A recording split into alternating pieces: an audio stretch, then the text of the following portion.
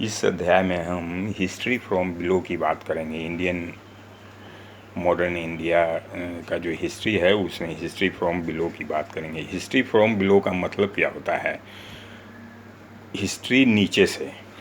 अभी तक जो हिस्ट्री हम लोग पढ़ रहे थे या पढ़ रहे हैं, अभी तक जितना भी रिसर्च हुआ है उसमें मिडिल क्लास इंटेलिजेंसिया का ही आइडियोलॉजी और एक्टिविटीज़ को दिखाया गया है और किस तरह से ये इंडियन फ्रीडम मूवमेंट को किस तरह से ये आगे ले गया। तो ये मिडिल क्लास इंटेलिजेंसिया के पर्सपेक्टिव से ही दिखाया गया है या लिखा गया है। लेकिन हिस्ट्री फ्रॉम बिलो की जब हम बात करते हैं तो इसमें एग्रीकल्चर, लेबरर्स, पीजेंट्स, ट्राइबल, ये सब सारे सेक्शंस ऑफ पीपल आ जाते हैं। तो सबसे पहले तो हम सोशल कंपोजिशन देखें, सोशल स्ट्रक्चर देखें इंडियन सोसाइटी का एट द टाइम ऑफ, मतलब जिस समय की हम लोग बात कर रहे हैं उस समय का सोशल कंपोजिशन देखें, सोशल स्ट्रक्चर देखें। सोशल स्ट्रक्चर क्या था? ऊपर में राजा की नवाब वगैरह थे, लैंडलॉर्ड ज़मींदार थे, बीच में मिडिल क्लास इंटेलिजेंसिया जो कि वेस्टर्न एजुकेशन के प्रभाव में आई, और तीसरा नीचे वाला जो ग्रुप था वो peasants, agriculture, labourers, labour, toddy tappers वगैरह वगैरह, और जो ट्राइबल्स होते थे तो ये सब आया। तो एक ऑल राउंडेड जो जनरल हिस्ट्री होता है, ये जैसे पीजेंट्स का हो या लेबरर्स का हो या ट्राइबल पीपल्स का हो, तो ऑल राउंड जनरल हिस्ट्री अब तक का नहीं था। एस्ट्रे एंथ्रोपोलॉजिकल सर्वे तो आता है और बहुत सारा सोशियोलॉजिस्ट इस पर मतलब एस्ट्रे इधर उधर और मतलब कोई ब्रॉड जनरल और राउंडेड स्टडी इसका इवन एट द रीजनल और लोकल लेवल पर भी उपलब्ध नहीं था। तो पैक्स, तो हिस्ट्री फ्रॉम बिलो में मतलब सबसे पहले तो उस समय कांग्रेस में उस समय पैक्स ब्रिटानिका का मिथ था, मतलब कि जो ब्रिटेन का जो रूल है उसके अगेंस्ट में कोई देख नहीं सकता है, उसके अगेंस्ट में कोई बोल नहीं सकता है। लेकिन जो हिस्ट्री फ्रॉम बिलो की जब हम बात करेंगे तो जो ट्राइबल्स थे, पीजेंट्स थे, लिबरल्स थे, ये शुरू से ही कभी न कभी और शुरू से और हमेशा ये अगेंस्ट में रहे हैं और स्ट्रे अपराइजिंग्स इधर उधर होते रहा है। तो पैक्स ब्रिटानिका एक तरह से ये मिथ उतरता है। अब इसमें जो अपराइजिंग्स होते थे तो ये 5 तरह के होते थे। जैसे रिस्टोरेटिव एम से रिलीजियस होते थे, सोशल बैंडिट्री होता था, टेररिस्ट वेंजियंस होता था और आर्म्ड इंस्ट्रक्शन होता था। 1857 ईस्वी की क्रांति जो हुआ वो ओल्ड टाइप ऑफ जो रिवोल्यूशन होता है, जिसमें कि रिस्टोरेटिव पर्पस था, लीडर्स का रिस्टोरेटिव पर्पस था कि मतलब फिर से हम उसी सिस्टम को रिस्टोर कर देंगे। तो इस तरह का ये अपराइजिंग हुआ। ये 1857 इसका कल्मिनेशन था। तो 1857 ईस्वी इसका कल्मिनेशन था। लेकिन बाद में 1857 के बाद जो ब्रिटिश का जब लिंक प्रिंसेज और ज़मींदार से जब बढ़ गया और कम्युनिकेशन और ट्रांसपोर्टेशन व्यवस्था बहुत मतलब इस तरह का पॉसिबिलिटी नहीं बन सकता था कि कम्युनिकेशन और ट्रांसपोर्टेशन और एडमिनिस्ट्रेटिव और मिलिट्री स्ट्रक्चर बहुत ही स्ट्रांग हो गया ऑल इंडिया लेवल पे। तो इस तरह का पॉसिबिलिटी नहीं बन सकता था। और साथ साथ में 1870 और 1880-90 का फेमिन जो था वो भी इसके लिए रिस्पॉन्सिबल था। तो वो रिस्टोरेटिव पर्पस से जो 1857 की क्रांति जैसे जो हुआ वो रिस्टोरेटिव पर्पस से उस तरह का क्रांति फिर से अगेन यहाँ पर नहीं होकर हुआ। अच्छा, बात करेंगे, सबसे पहले तो बात करेंगे ट्राइबल मूवमेंट्स की। हिस्ट्री फ्रॉम बिलो में जब हम बात करते हैं तो ट्राइबल मूवमेंट की बात करेंगे। ट्राइब्स एक्चुअली ये क्या है? ट्राइब्स एक्चुअली जाति से भिन्न इसका एक सोशल कंपोजिशन होता है और जाति से भिन्न सोशल कंपोजिशन होता है। और लेकिन इसका मतलब ये नहीं समझना चाहिए कि ये इंडियन सोसाइटी के पार्ट नहीं है। ये basically part and parcel of the Indian society और ये मेन स्ट्रीम ऑफ लाइफ में ही है। ये शेयर जो शिफ्टिंग कल्टीवेशन होता है, टॉडी ट्रैपर्स होते हैं या फूड गैदरर्स होते हैं, तो ये ट्राइबल इनका धंधा इस पर बेस्ड रहता है। और ये स्ट्रे यहाँ वहाँ पाए जाएंगे, जैसे असम के हिल में पाए जाते हैं, बिहार के हिल में पाए जाते हैं, छोटा नागपुर वगैरह में। तो इस तरह ये ट्राइबल पॉपुलेशन होता था। इनका अपराइजिंग बहुत ही मतलब सबसे वायलेंट अपराइजिंग जो माना जाता है इन्हीं के ट्राइबल पीपल का माना जाता है। तो ये ट्राइबल पीपल का तो बेसिकली खुदकुट्टी राइट होता है, जॉइंट होल्डिंग राइट होता है, जो ट्राइबल लीनिएज का ही राइट होता है। तो ब्रिटिश का जो कंसेप्शन आया प्राइवेट प्रॉपर्टी इन लैंड का, तो इससे इनका खुदकुट्टी राइट्स इरोड किया, मीन्स कि इरोड किया। और जो जॉइंट लीनिएज जो प्रॉपर्टी होता था, तो उसमें अंदर से ही और बाहर से against, within and without, दोनों ये टेंशन होने लगा। और बाहर से जैसे money lenders, traders, land grabbers, contractors जो कि, और जो कॉन्ट्रैक्टर्स और उसके बाद जो बिचौलिए जो होते थे, जो जैसे टी प्लांटेशन, माइंस और फैक्ट्रीज़ में इनको इंडेंचर्ड लेबर के द्वारा, इंडेंचर्ड सिस्टम के द्वारा ये लेबर में काम करते थे। तो इस तरह से सिचुएशन चेंज करने लगा, मतलब इस तरह की व्यवस्था हो गई, जिससे हुआ क्या कि टेंशन, इससे जो बाहरी लोगों से टेंशन ट्राइबल्स पीपल का हो गया। और विदिन तो टेंशन हुआ ही, तो विदिन टेंशन की यहाँ बात नहीं करेंगे, यहाँ बाहरी लोगों की बात करेंगे। तो ये जब टेंशन हुआ तो ये अपराइजिंग का रूप ले लिया। सबसे पहले तो और ऐसा हुआ कि मिशनरी भी यहाँ पर एक्टिव होने लगे, तो वेस्टर्न एजुकेशन का प्रभाव हुआ। तो ये ऐसा हुआ कि ये जो एजुकेशन का जो प्रभाव इनमें आया, तो एजुकेशन से प्रभाव में इनके उसी के टेनेट को, मतलब क्रिश्चियंस का एजुकेशन हुआ, तो क्रिश्चियन टेनेट को ही ये अप्लाई किए अपने सोशल एक्टिविटीज़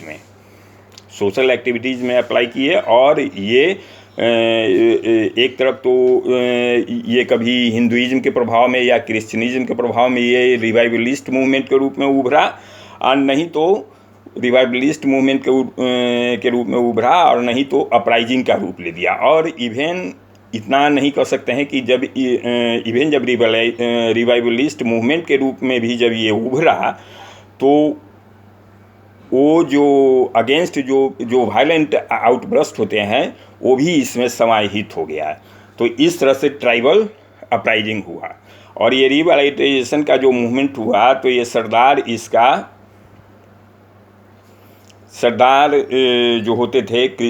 जो सरदार होते थे, वो इसमें एग्रेरियन टोन दे दिए।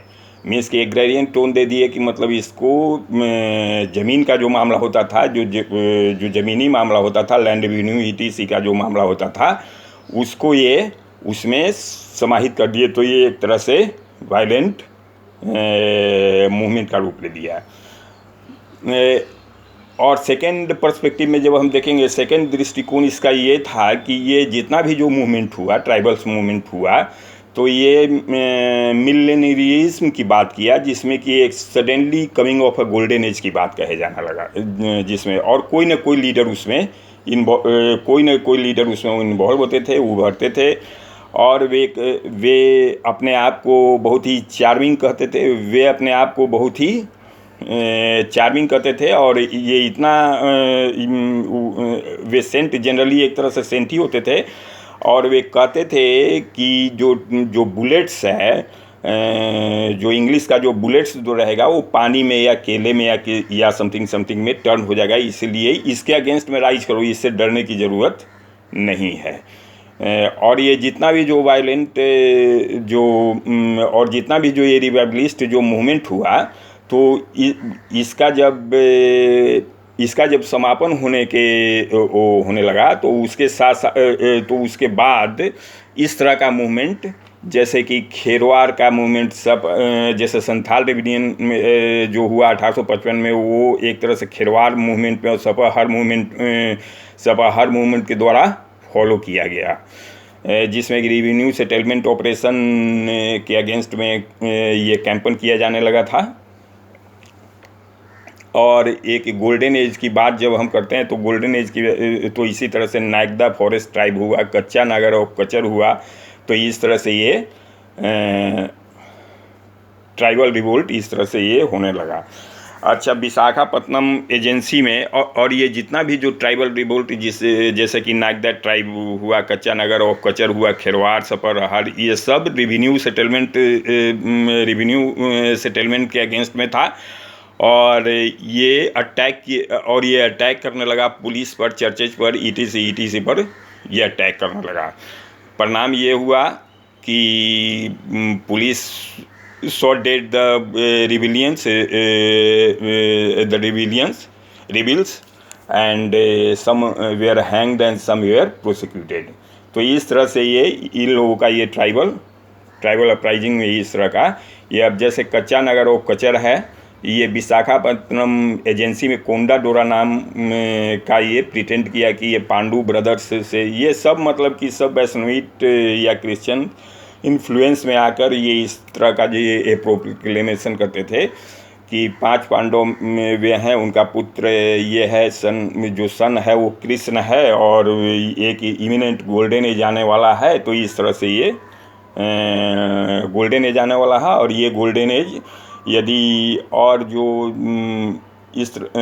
जो इनेमी का जो बुलेट है वो पानी में ये टर्न हो जाएगा, तो इस तरह का तो स्वाभाविक था कि इस तरह का मिलेनियरिज्म में इस तरह का जब जब इसके अगेंस्ट में गवर्नमेंट एक्शन लेती थी, तो स्वाभाविक है कि मरने वाला संख्या थोड़ा ज़्यादा होता था। अच्छा, गोदावरी एजेंसी में भी इस तरह का एक हुआ, कोया और कोंडा डोरा हिल पीपुल का में हुआ। इसका हट इसका रंपा रीजन में लेकर था।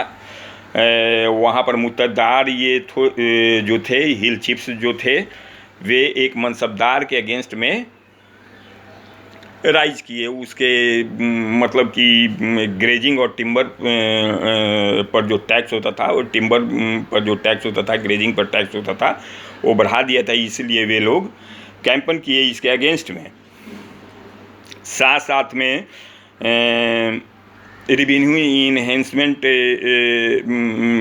की भी बात थी, और साथ में प्रिपरेशन ऑफ टॉडी पर भी बैन लगाए। और उसके बाद जो एक्सप्लॉइटेशन लो कंट्री ट्रेडर्स और जो मनी लैंडर से थे, और रेस्ट्रिक्शन ऑन शिफ्टिंग कल्टीवेशन, इस तरह का जितना भी मतलब कि जो छोटा जो चीज़ था उनके लिए तो बहुत बड़ी चीज़ थी।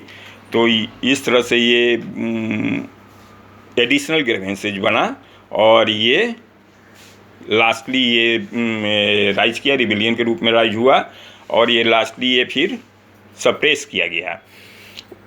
और उसके बाद वही रामदंड आर्मी था, जो राजन अनंतिया महाराजा उसका लीडर था। और वो कहा कि यदि महाराजा ऑफ जयपुर से पैक्ट किया, और कहा कि यदि हमें मेंस और मटेरियल्स दिया जाए, आर्म्स एंड एम्यूनिशन दिए जाए, तो हम इसको इंग्लिश को डाइवर्ट कर सकते हैं इंडिया से। तो स्वाभाविक है कि इस तरह का ये स्टेटमेंट उस समय के लिए बहुत ही एक तरह के जो रिवोल्यूशनरी टेररिस्ट का जो ये था कंसेप्शन होता है, उसको ये एंटिसिपेट किया कि I will play Ram's part if arms and ammunition have been provided to me. वो राजा से बात किया। तो इस तरह का ये और लास्टली फिर उसके बाद सप्रेस किया गया। अब एक बहुत ही मेजर रिवोल्ट है बिरसा मुंडा का छोटा नागपुर में। तो यहाँ पर सेम सिस्टम था, जो खुदकुती राइट्स जो ट्राइबल पीपुल के थे वो इरोड किया जाने लगा। यहाँ ब्रिटिश के प्राइवेट लैंड रेवेन्यू जो कंसेप्ट था उसको यहाँ इंट्रोड्यूस किया गया, जिससे खुदकुशी राइट्स उनका इरोड किया गया। मनी लैंडर्स, फिर उसके बाद लैंड गैबरर्स, कॉन्ट्रैक्टर्स, दिकू जो सो कॉल्ड हेटेड दिकू जो कहे जाते थे, तो उनका यहाँ एक्सप्लाइटेशन ये जो ट्राइबल जो पीपल था उन पर होता था, एक्सप्लाइट करते थे वे। उनका लैंड मतलब ले लेते थे, और साथ साथ में इंटेंचर्ड लेबर सिस्टम के द्वारा प्लांट और माइंस और फैक्ट्रीज में जो उनका बंधुआ मजदूर एक तरह से होता था, तो इस तरह से ये सब ग्रेवेंसेस था इनका कि ये सब कॉजेस था जिसके कारण संथाल रिबिलियन प्रकट हुआ। और मुंडा जो थे, Munda saviour came in the form of Birsa Munda. Birsa Munda जो शुरू में क्रिश्चियन टेनेट जो थोड़ा बहुत इंग्लिश एजुकेशन प्राप्त किए थे, और साथ साथ में क्रिश्चियन आइडियोलॉजी और ये बैसनिज्म के इन्फ्लुएंस में आ गए थे। तो इस तरह से वे सेवियर के रूप में आए, यहाँ पर एक लीडर के रूप में आए। और साथ साथ में जब शुरू में फेमस कैसे हुए कि शुरू में जब फॉरेस्ट डिपार्टमेंट के अगेंस्ट में जो लैंड जो वेस्टलैंड था जो टेक किया जा रहा था, तो उस समय ये प्रोटेस्ट किए और ये गवर्नमेंट के अगेंस्ट में केस जीते, तो इस तरह से फेमस हुए। उसके बाद जो सरदार थे वे और उसके बाद इनमें भी एक मिलेनियम का भावना आया, और वे कहे कि जितना भी जो हकीम वगैरह जितना भी जो बाहर भी जो लोग थे उनको हटा दो, उनको मार डालो, और एक गोल्डन एज आ जाएगा। मतलब जो लैंड गैबरर्स, मनी लैंडर्स, जो ट्रेडर्स, ये सब दिकू जो कॉन्ट्रैक्टर्स थे उनको मार डालो, एक गोल्डन एज आ जाएगा। और जो सरदार थे ऑलरेडी वे इसको अग्रेरियन टोन देने लगे इसका, और ये हुआ उसका रिजल्ट हुआ कि कतोंग बाबा कतोंग, इस तरह से कि ये सेवियर के रूप में मतलब कि आया, ये डरने की क्या बात है, बाबा है ही। तो इस तरह से बिरसा मुंडा का छोटा नागपुर में ये हुआ, रिबिलियन हुआ। और बिसेइट्स क्या किए कि चर्च को जला दिए, और उसके बाद पुलिस स्टेशन को तोड़े, पुलिस स्टेशन पर हमला किए। रिजल्ट वही सामने आया कि वे पकड़े गए, कुछ तो शॉट डेड किए गए, कुछ पकड़े गए। बिरसा मुंडा जो थे वे जेल में ही 2 दिन या 3 दिन बाद परहैप्स वे गुजर गए, और बहुत सारे को हैंग किया गया और प्रोसिक्यूटेड किया गया। इस तरह से छोटा नागपुर, लेकिन ये जो मूवमेंट का जो रिजल्ट था वो छोटा नागपुर टेनेंसी एक्ट 1908 में पास किया गया।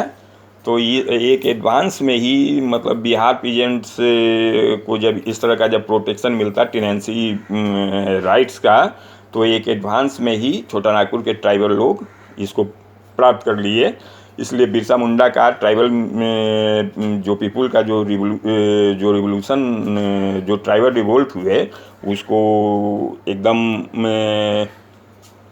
यूजलेस नहीं माना जा सकता है, फ्रूटलेस नहीं माना जा सकता है इंडियन कंटेक्स्ट में, क्योंकि ये बिलेटेड, क्योंकि एक तरह का ये एक तरह से एक स्पर था इंडियन नेशनलिज्म के लिए, उसको बढ़ावा देने के लिए, और दूसरे तरफ कंक्रीट रिजल्ट हुआ कि छोटा नागपुर टेनेंसी एक्ट, और बहुत ही और जगह जहाँ पर ये आंदोलन हुआ ट्राइबल पीपुल या और अदर पीपुल का, तो जगह जगह ये मिला छोटा एक्ट के रूप में।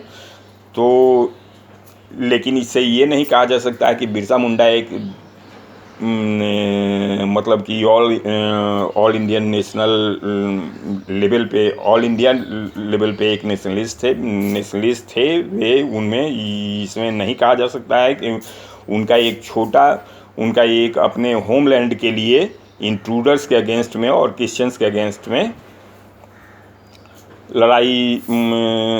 लड़ाई था। लेकिन इससे ये भी डिनाई नहीं किया जा सकता है कि ये इंडियन नेशनल मूवमेंट को प्रेरित नहीं किए। इस वीडियो में इतना ही।